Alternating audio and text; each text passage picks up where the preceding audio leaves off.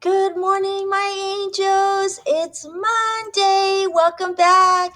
I'm so happy to know that we are back together again. Today is, Monday, December 7th, and we are going to be using a pretty pink folder again. You know, I love those pink folders. All right, so for your week at a glance, what I have down for you today is we're going to be learning about the Cuban Missile Crisis, the Bay of Pigs, Fidel Castro. Obviously, we're talking about Cuba.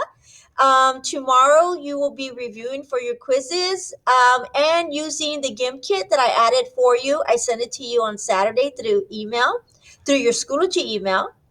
Wednesday, we're taking our Latin America test. On Thursday, we're going to be analyzing Puerto Rico. And then on Friday, we're going to talk about the crisis in Venezuela. Very sad situation.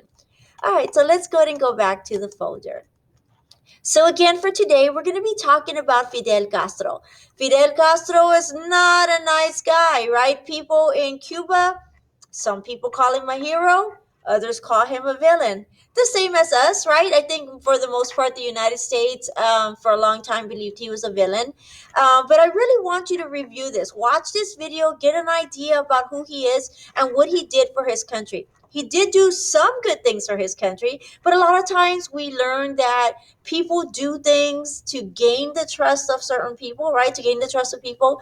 And then once they have them on that hook, bite them, right? Something different turns into a total different story. That is the story with Fidel Castro. And I think that's the reason why many people in Cuba call him a hero.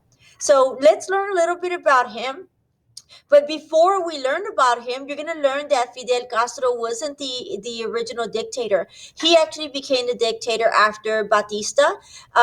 He faced Batista had faced high rates of unemployment, very poor conditions. So during this time, there was a lot of things going on.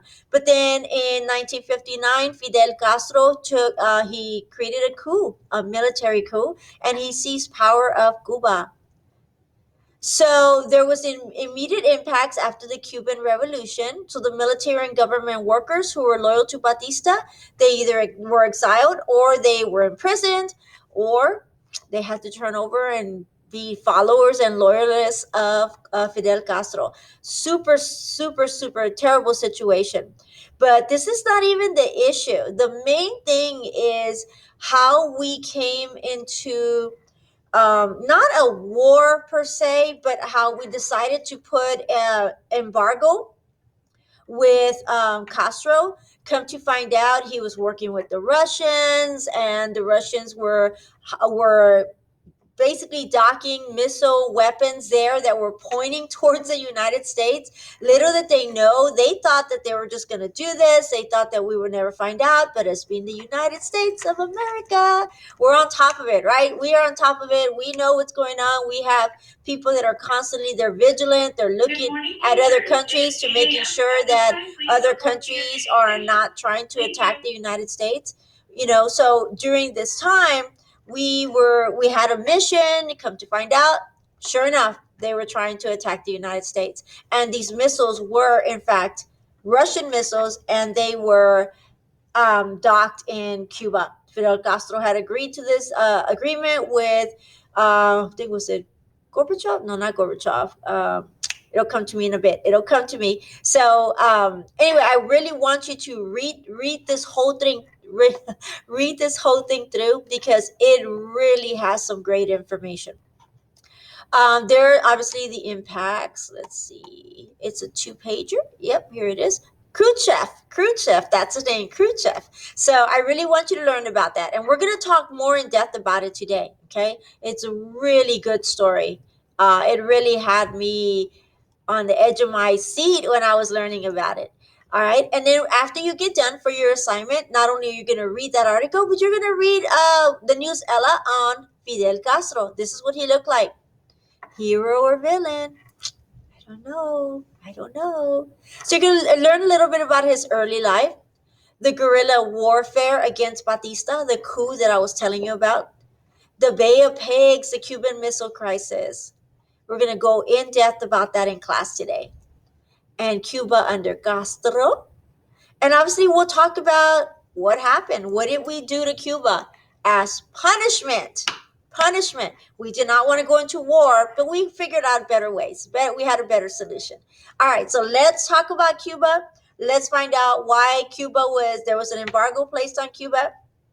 Let's learn about why we finally opened up Cuba. Because we finally did. We finally opened it up. We can now go back and forth.